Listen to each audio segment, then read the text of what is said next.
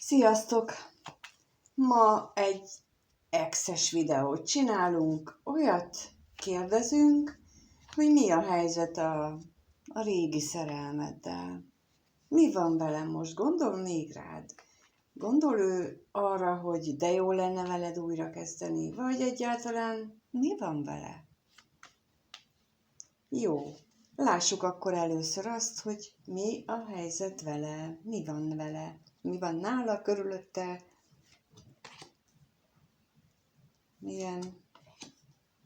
milyen dolgok veszik őt körül.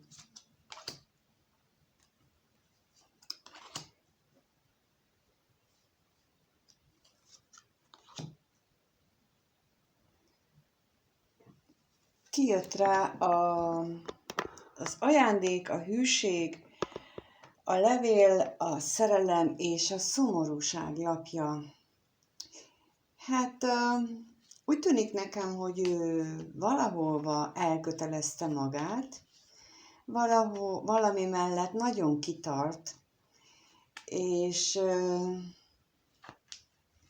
vannak azért olyan élethelyzetek, ami elszomorítják őt, viszont vannak benne szerelmes érzések is, majd még azt megkérdezzük, hogy ki iránt vannak benne ezek a szerelmes érzések, de pillanatnyilag úgy látom, minthogyha a múlt az, ami őt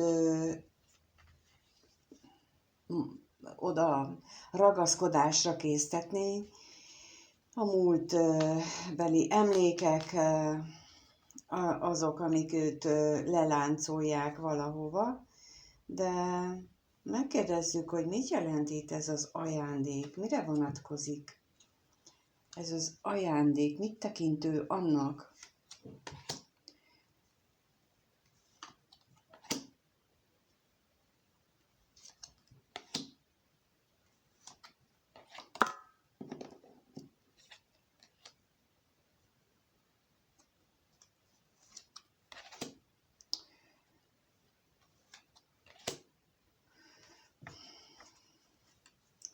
Hát elég sok információ jön, így nagyon-nagyon sok ezzel az ajándékkal kapcsolatosan. Igen, akkor elmondom, hogy mi az, ami így menet közben jött fel. Kijött a találkozás, az örvendezés, a féltékenység, a veszteség, az özvegyember, az utazás és a gondolat, valamint a halál, az ellenség és a gyermek. Ő egy múltbeli találkozásra gondol, vagy egy olyan helyzetre, amiben találkozott valakivel, és nagyon jól érezte magát abban a helyzetben. Félelmek voltak vele kapcsolatosan, félelmek a veszteségtől, és félelmek attól, hogy egyedül marad, hogy magányos marad, és ezzel rengeteget gondolkodott, nagyon sokat gondolkodott azon, hogy véget vessen vagy lehet, hogy egyeseknél még ez folyamatban van ez a gondolat, hogy véget vessen egy olyan helyzetnek,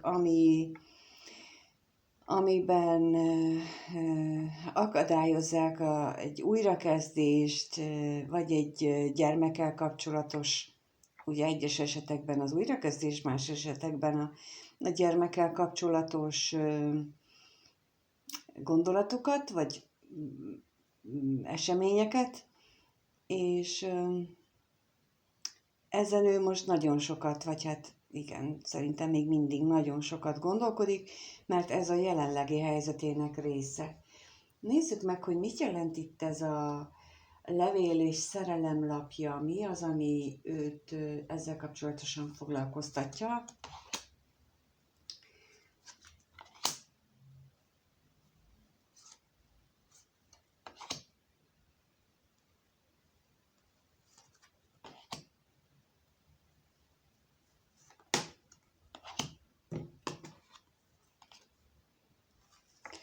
Kijött rá a bosszúság, a vágyakozás, a ház, a betegség, a tolvaj és a bíró lapja, és még a bíróra kérünk egyet, az pedig a remény jött ki rá. És ez a szerelmes levél, illetve egy olyan érzelmi kommunikáció, ugye ma már nem szerelmes levélről beszélünk, hanem akár internetes vagy messengeres üzenetváltásról vagy beszélgetésről, ami miatt ő nagyon sokat bosszankodik, nagyon vágyakozik vagy egy otthon után, vagy azután a ház után, ahol ő otthon érezte magát, de aztán valami megbetegedett, mert hogy eltűnt belőle, mármint a házból, eltűnt az igazságos, a reményeit megélő érzés, tehát az a benne lévő remény, hogy ebből a házból jó is lesz. Ez most olyan furcsa, azt hiszem. Szóval egy olyan hely után vágyakozik, ami szerintem csak az ő képzeletében létezett. Mert valójában nem volt az meg sosem, csak ő elképzelte, hogy valamilyennek azt a házat, azt az otthon, és ezen bosszankodik, hogy lehet, hogy rájött erre, hogy sosem létezett igazából ez a hely, ami után ő vágyakozott például. Lássuk, mit jelent a szomorúság, miért szomorú.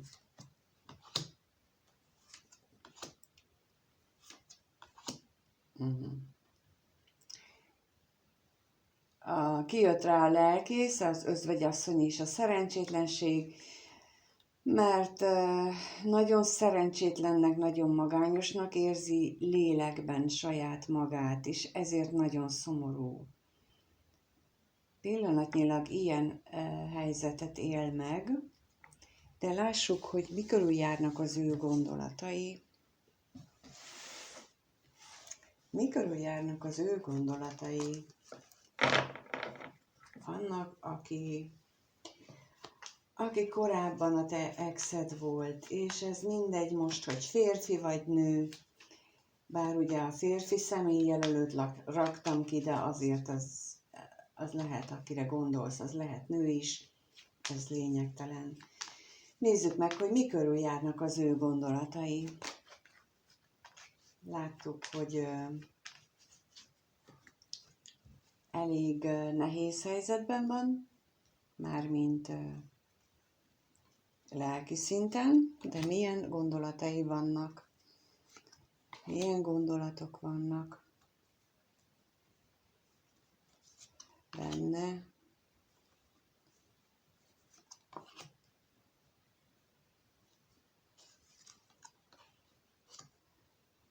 Kijött rá a vágyakozásra a lelkész, a szerelem, a ház és a váratlan öröm.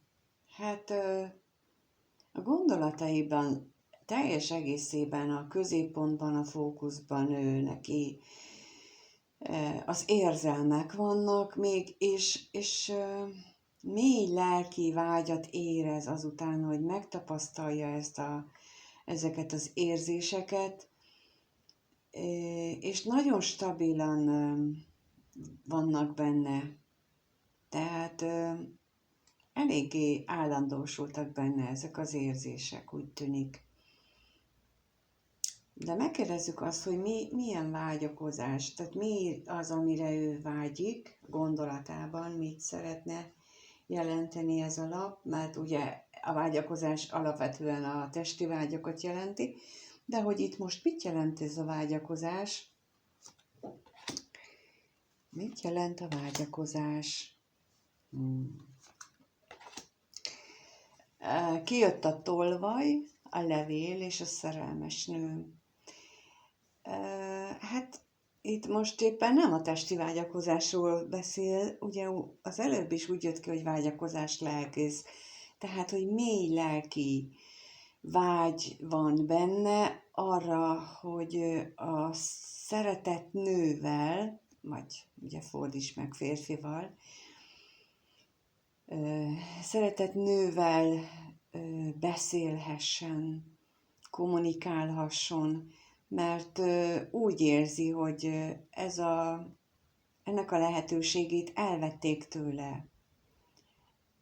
Egyszerűen kifosztották, megrabolták őt ettől a lehetőségtől, hogy ő beszéljen a nővel, akit ő szeret, vagy szeretett esetleg a múltban.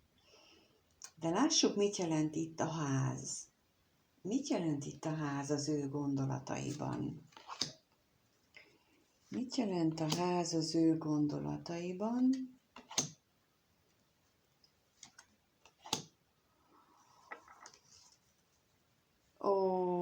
Kijött rá a látogatás, a bíró, a hamisság és a remény.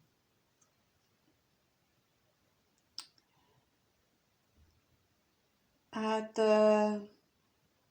elképzelhető egyes esetekben az is, hogy ő hamis reményeket ébresztett magában, valaki másban, azzal kapcsolatosan, hogy meglátogatja, vagy azzal kapcsolatosan, hogy egy látogatásnak sorsdöntő ereje lesz. Tehát itt most nekem arról beszél ez, hogy van egy ház, esetleg egy olyan ház, ahova ő vágyna, ahova ő szívesen menne, ahol ő úgy gondolta, hogy ott találkozhat valakivel, és az nagyon megváltoztatná az ő életét, vagy ő döntésre bírná, de ezek hamis remények voltak benne. Miért voltak ezek hamis remények? Megkérdezzük, mi volt az oka ennek a hamis reményeknek? Milyen hamis remények? Aha. Tehát kijött a betegség, a házasság és a gyermek, és én ebből arra következtetek, hogy lehetséges, hogy azért voltak ezek hamis remények, mert hogy volt neki egy felvállalt kapcsolata, ahol esetleg gyermek is volt, és ehhez betegesen ragaszkodott, ő maga sem tudta, hogy mennyire ragaszkodik ehhez. És ezért nem tudta meghozni azokat a döntéseket, ami ehhez a házhoz fűzték. Tehát, hogy ahova ő menni szeretett volna, vagy ahova megbeszélte ezt a találkozást, ahol hamis reményeket ébresztett valakiben, ott igazából ez tényleg hamis remény volt, mert hogy ő maga sem tudta, hogy mélyen kötődik oda, ami miatt ez hamisnak bizonyult. De lássuk, hogy a gondolataiban mit jelentenek itt a váratlan öröm, mit jelent itt a váratlan öröm az ő gondolatában.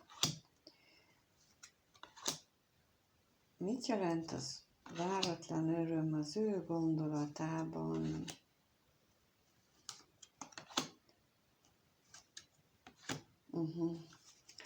Kijött rá a bosszúság, az ellenség, az üzenet, az örvendezés, a gondolat és az állandóság.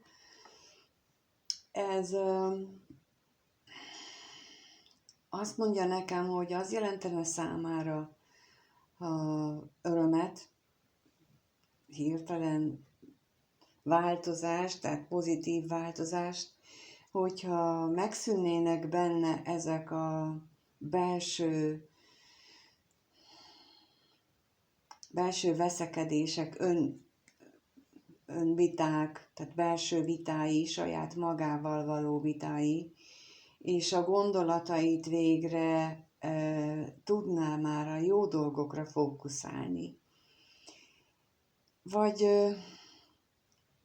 mást is gondolhat, például azt, hogy hát ha beavatkoznak végre az égiek, és megadják neki az örvendetes pillanatokat.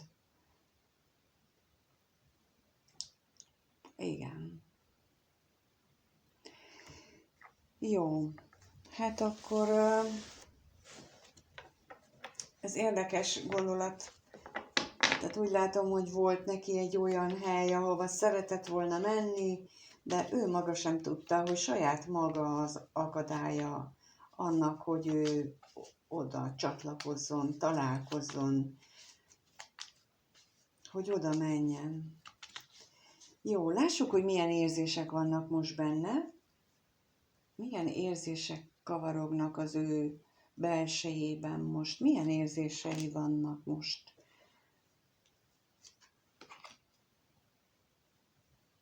Milyen érzései vannak most neki?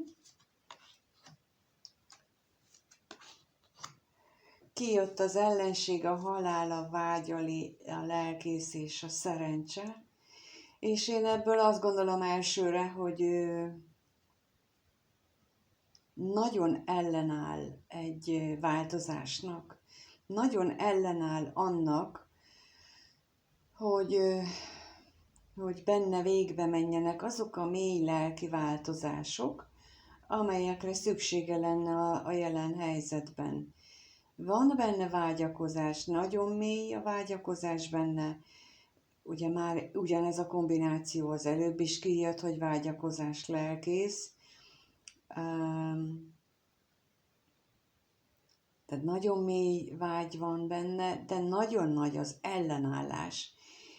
És az érzéseiben pedig a szerencsére, majd rákérdezünk, hogy mi ez a szerencse, mit jelent, de most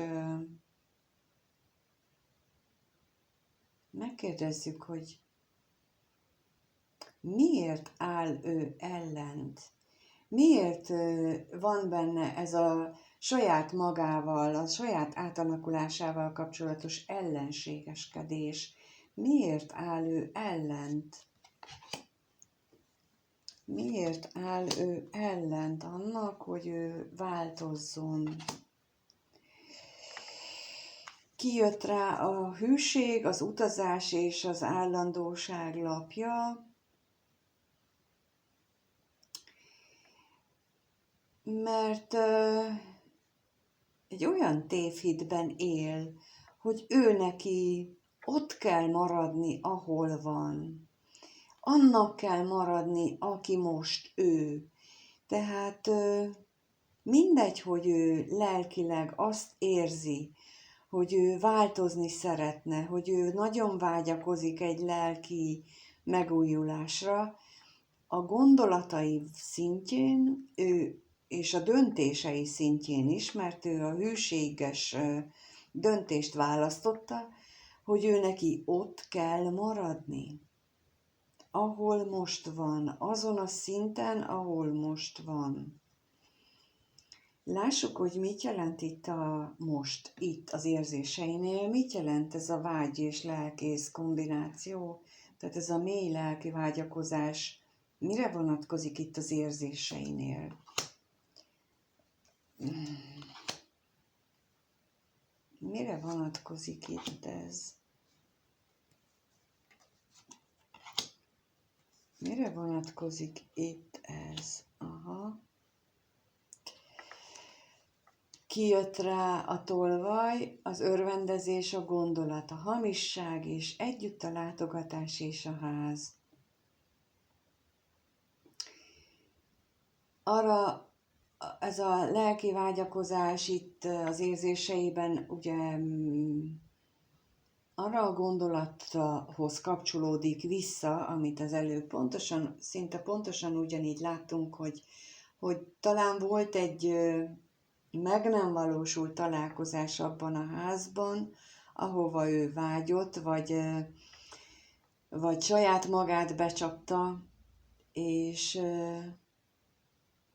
ez a mély lelki vágyakozás itt is kijön ugyanúgy, ahogy az előbb, hogy oda vágyik ő vissza, nagyon vágyik oda.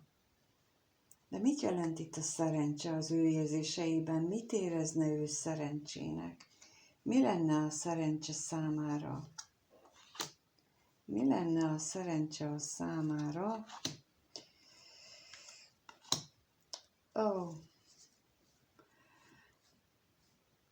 Kijött rá a betegség, az ajándék és a szerelmes nő. Ez lenne a szerencse a számára, hogyha ez a beteges vágyakozás, ez a szeretett nő iránt, ez elmúlna benne. Érdekes, hogy erre vágyik. Egyes esetekben kevésben, de azt érzem, hogy arra vágyik, hogy az a nő, akit ő a szívében hordoz, az halálosan, tehát betegesen szeresse őt. Egyes esetekben ez lehet igaz, más esetben pedig az, hogy ő magától várná azt, hogy a benne lévő érzések, azok szűnjenek már meg végre. Tehát múljanak el, mert ő úgy gondolja, hogy azok úgy elmúlnak. És egyes esetekben biztos így is van. Jó, lássuk akkor, hogy rád, hogyan gondol ő rád? Mert ez most mind az ő megélései voltak eddig, ezek az ő megélései voltak, de rád hogyan gondol ő? Mit gondol ő, amikor rád gondol? Ki vagy te az ő számára? Mit gondol ő? Ki vagy te az ő számára? Mit gondol ő rólad?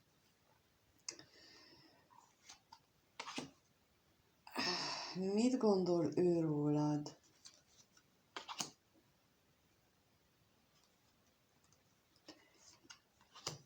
Mit gondol ő rólad? Kijött rá a tolvaj, a lelkész, a házasság, a szerencse és a féltékenység. És ha ti voltatok tartós kapcsolatban, házasságban, vagy hosszabb ideig együtt éltetek esetleg, vagy egyáltalán tartós kapcsolatban voltatok, akkor azt gondolja, hogy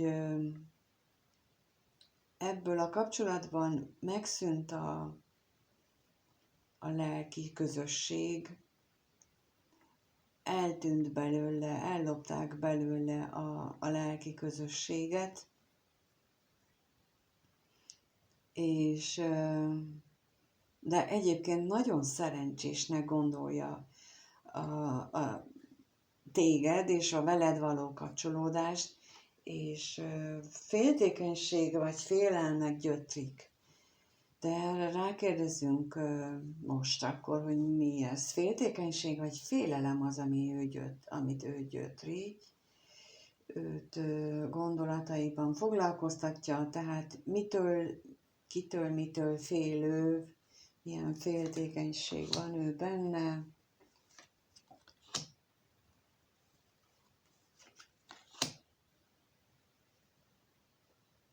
Veled kapcsolatosan kijött rá a kevés pénz, a veszteség és a pénz lapja. Ez igazából azt gondolom, hogy úgy éli meg, hogy amióta te nem vagy az életében, azóta elég szegényes az ő élete, és nem csak anyagilag, de anyagilag mindenképpen valamit veszített, elég sokat veszíthetett, de minden szempontból szegényesnek mondanám, és ezek a félelmei is, hogy ezek így hosszú távon megmaradnak.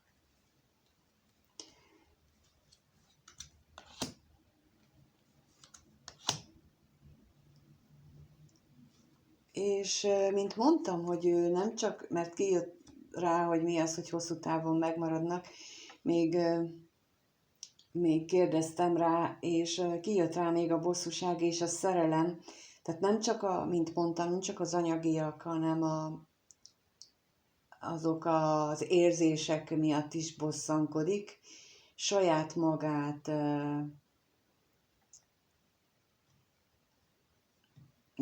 dühös azért, mert hogy nem tud kiverni téged a fejéből. Lássuk, mit jelent itt a tolvaj. Veled kapcsolatosan a tolvaj mit jelent itt? A tolvaj mit jelent itt?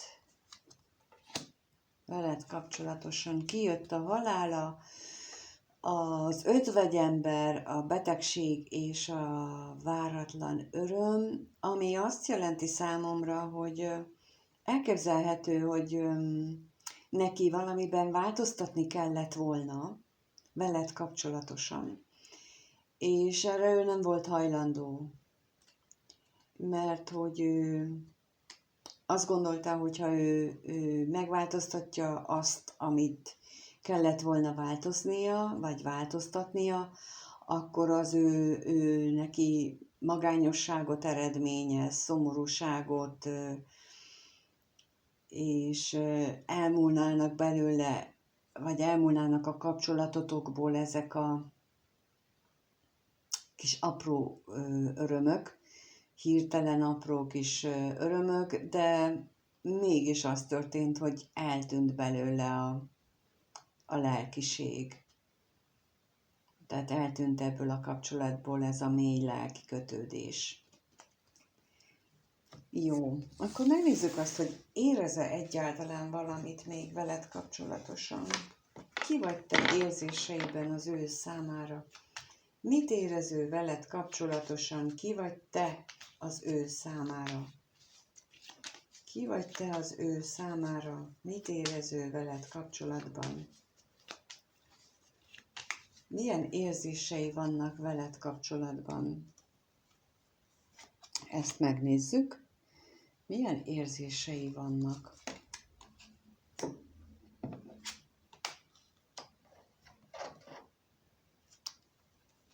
Milyen érzései vannak veled kapcsolatban? Kijött rá a katonatiszt, a házasság, a bosszúság, fordítva, és özvegyember és az állandóság. Én azt gondolom, hogy már nem szeretne, vagyis távolság van köztetek, ezt ő érzi, a stabil kapcsolatot is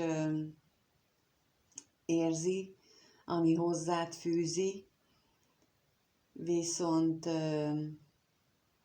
egyelőre ebből úgy látszik, hogy ő nem mély érzésekre gondol, amikor ő a veled való kapcsolatot érzi, és már nincsenek benne viták, belső vívódások a tekintet, vagy veled kapcsolatosan, viszont nagyon mély magányosságot érez, és úgy gondolja, hogy veled valami ilyen égi szerződés, égi kapcsolódás köti össze, valamilyen nagyon mély kapcsolatot érez veled. Lássuk, hogy mit jelent itt ez a katonatiszt az ő érzéseiben, milyen távolságot, mire vonatkozik itt a katonatiszt az ő érzéseiben. Mi a katonatiszt? Kijött rá a veszteség és a szerelmes nő, és mint mondtam, távolságot jelent, és azt jelenti, hogy nagyon távol van a szerelmes nőjétől, és az ebben a tekintetben te lehetsz. De lássuk, hogy mi ez a bosszúság még.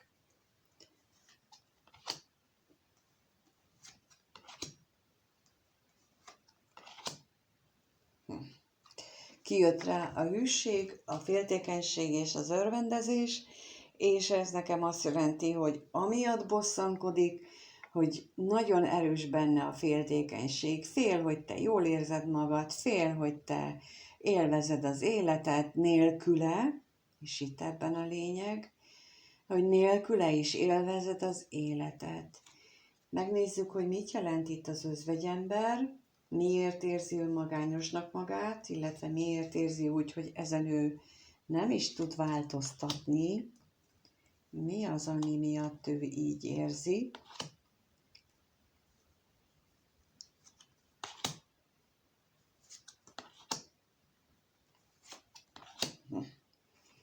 Jó, tehát ez visszatértünk oda, ami előtte korábban az ő érzései, gondolatai között megjelent, az rád vonatkozik, mert most ugyanúgy kijött, szinte ugyanolyan sorrendben az, hogy hamisság, vágyakozás, özvegyasszony, találkozás és ajándék.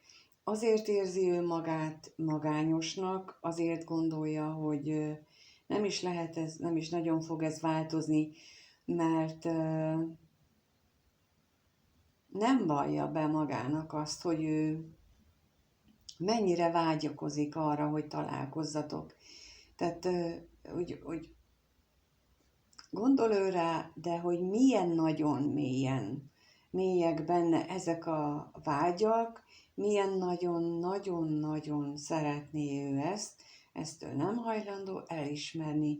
Ez ellenkezne az ő hitrendszerével, ellenkezne azzal, hogy ő neki mi a meggyőződése. Ugye egyszer valahol ott az elején kijött az, hogy ő hazudott, hamis reményeket keltett benned és magában is azzal, hogy ti lehettek egy pár, vagy hosszú távon működhet a ti kapcsolatotok, és nem vette figyelembe azt, hogy őt milyen esetleg generációs hitrendszer köti egy jelenlegi helyzethez. Megkérdezem itt a szerelmes nővel kapcsolatosan, hogy mit jelent ez a szerelmes nő, mit jelent itt az ő számára, mit jelent ez te az ő számára. A szerelmes nőre kérdezek rá, mit jelent ez te az ő számára. A bíró és a gyereklapjával az új kezdetet jelented. Ha ő képes lenne rá meghozni a döntést, akkor te jelented számára az új kezdetet, az új életet, az újat.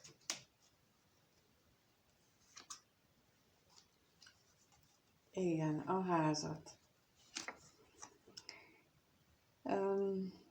Ez az excess kirakás volt, aki úgy érzi, hogy az ő szívében még mindig benne van az az ember, akit valaha régen szeretett, vagy még most is szereti, akkor ez most róla szólt. Köszönöm, hogy itt vagy, meghallgattál, lájkolsz, feliratkozol, megírod, hogy mennyire volt veled összhangban ez a kirakás, és minden jót kívánok mindannyiótoknak. Sziasztok!